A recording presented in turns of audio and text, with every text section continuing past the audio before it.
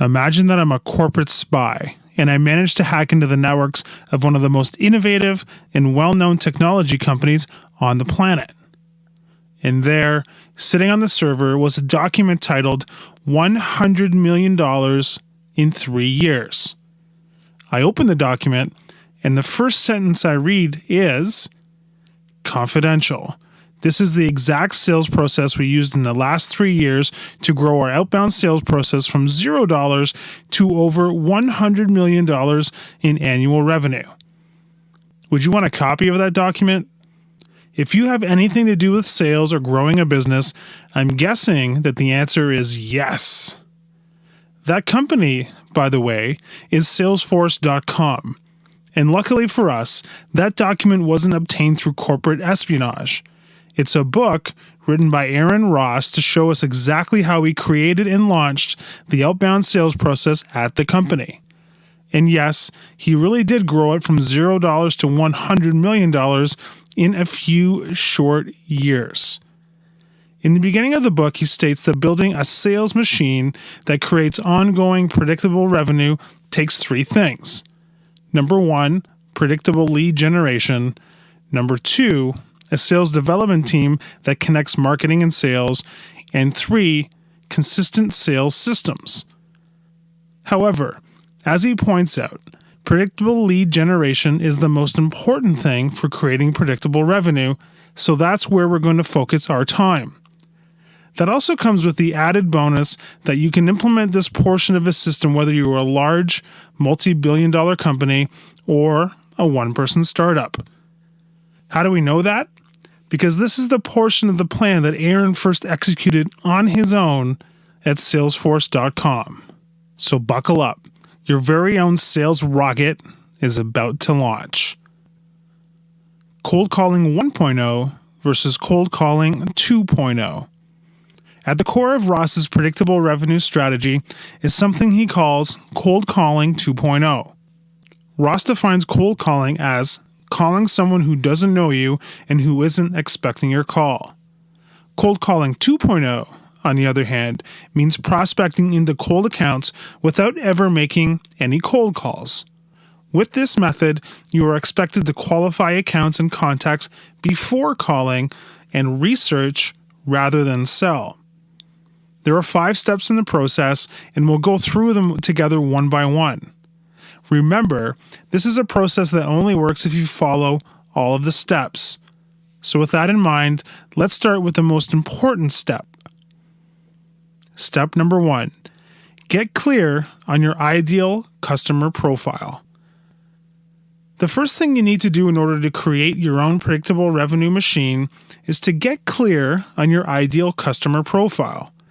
This is going to help you maximize your productivity and your sales by finding great prospects more easily through smart targeting and disqualifying poor prospects more quickly. If you don't yet know exactly who to be selling to, you should be thinking about where you have the highest likelihood of winning business and where you have the highest potential for generating revenue. You'll need to be clear on which criteria matter most to your business, but here are some sample criteria to get your creative juices flowing. How many employees does your target company have? What industries are they in? What geographies are they in? What is their sales model? How much money per month do they spend on what your company sells? What specific products or services are they using today? What is the financial status of the company? Are they growing and profitable? What values do the people you most want to deal with have? What is the exact role or title of the person you need to reach in that company in order to close a sale? And finally, what are the core challenges the company you are trying to sell to faces regularly? Ross suggests that you can have more than one ideal customer, but you should limit yourself to 1 to 5 types of profiles. Your criteria will also be changing as you go through this process and learn more about what's working for you and what isn't, so remember to keep refreshing this list regularly. Once you've figured out your ideal customer profile, it's time to move on to step number 2. Step number 2, building your list of targets. The second step in the process is to build your list of targets. As Ross points out, building marketing lists is beyond the scope of his book. However, the general idea is that you should use one of the more popular list services like Salesforce's Data.com, OneSource, Hoover's, Inside View, or ZoomInfo. The good news is that most of you have probably already started building an internal marketing list, and that can provide you with your start before you dive into paid services. Just ensure that before you move to step number 3, that you have a list of people that fit the criteria you figured out in step number 1. Once you have that covered, let's move on. Step number 3, run outbound email campaigns. So this is the point where some of you say, wait a minute, you want me to email a list of people I bought from a list service? Isn't that spam? I read an article that said it was definitely spam. I'm not spamming people. No way. It's important at this point to get clear on the ground rules. And by ground rules, I mean the law. As of the date of this writing, you are allowed to send unsolicited email messages to companies in the United States that are not opt-in as long as you follow the rules set out by the FTC, which you can find here. www.ftc.gov/tips-advice/business center/can spam act-compliance-guide business. If that doesn't work for you, just head over to your Google machine, type in FTC Business Center Can Spam Act, and that should pop up for you. The most important ones are these.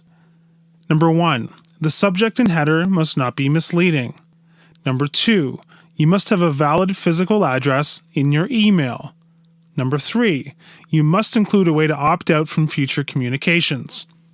It's important to note that if any of your ideal customers are in Canada, you cannot use this strategy because of the recently enacted Canadian anti-spam legislation, which is short form to CASL, which prohibits the sending of commercial messages to people who have not expressly provided their consent.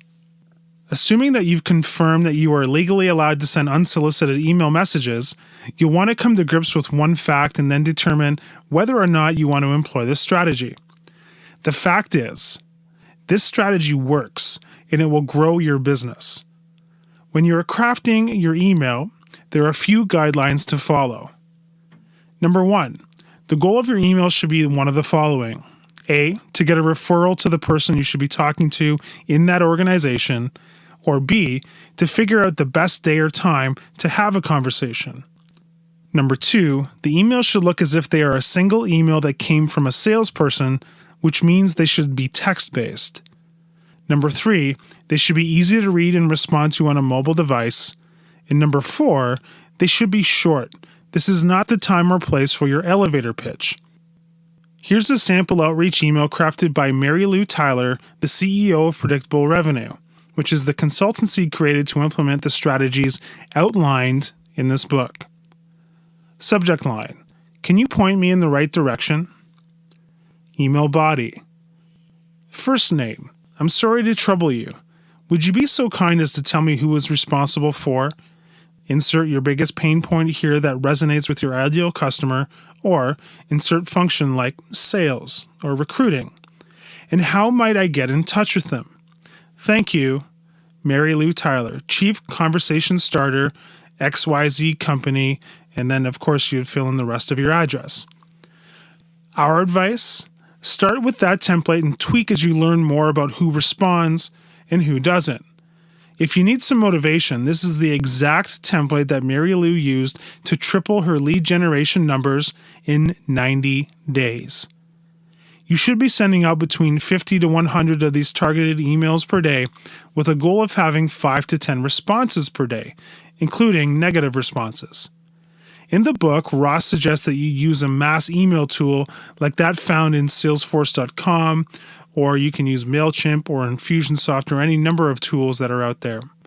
However, one of the predictable revenue case studies was from a company called Crunched, who found better results by outsourcing the sending of these emails to a remote assistant in the Philippines who sent the emails one at a time. 2 more things before we send you on to step number 4. First, you are most likely to get a hold of the people you want to reach if you send your emails before 9 a.m. or after 5 p.m. This makes sense because those people are most likely in meetings most of the day and most likely won't respond to your email then and might be inclined to just delete it.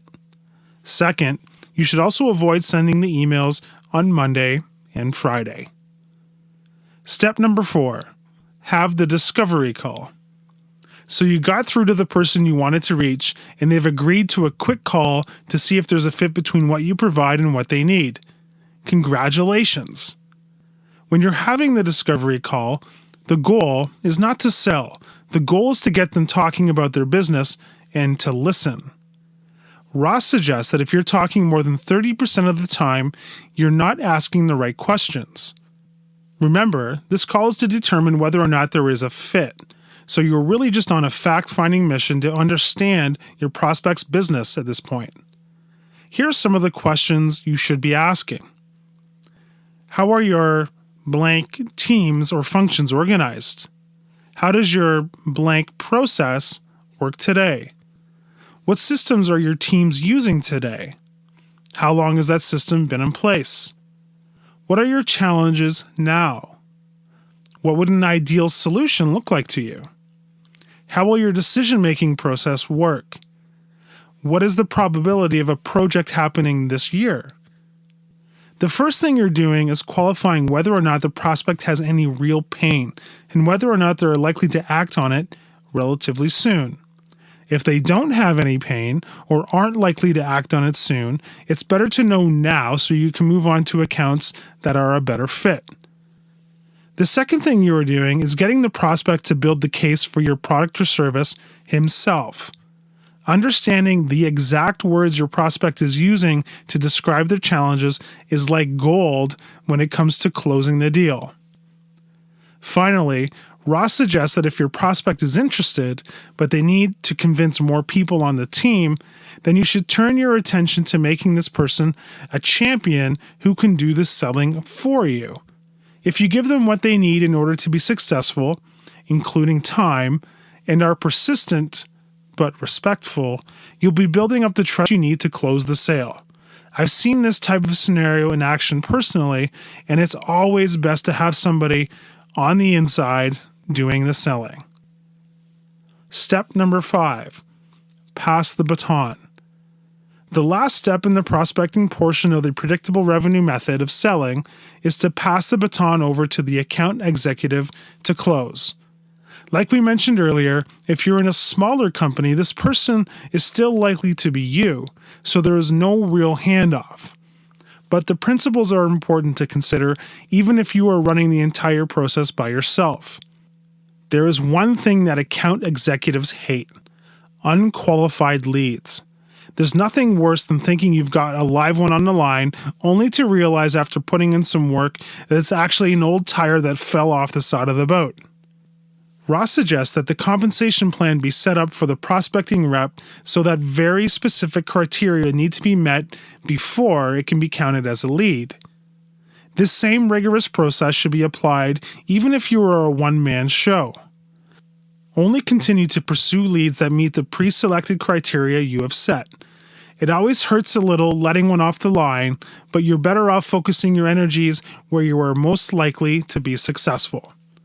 So in conclusion, if you follow the process laid out in the book, it could be a game changer for you. There are plenty of case studies you can read on Ross's website, www.predictablerevenue.com, and I urge you to consider buying and reading the entire book if you plan on implementing the full system in your business. Thanks for tuning in, and happy hunting. Hi, I'm Rhonda, and this is an exclusive audiobook video recorded for the Audiobook Master Channel. Enjoy your audiobook and have fun learning. Don't forget to subscribe and hit the notification button so you'll get updated on our next upload. If you liked the video, give us a thumbs up and say your thoughts about the book we just covered. Do you want to listen to a summary or review of a book that we haven't covered in the past?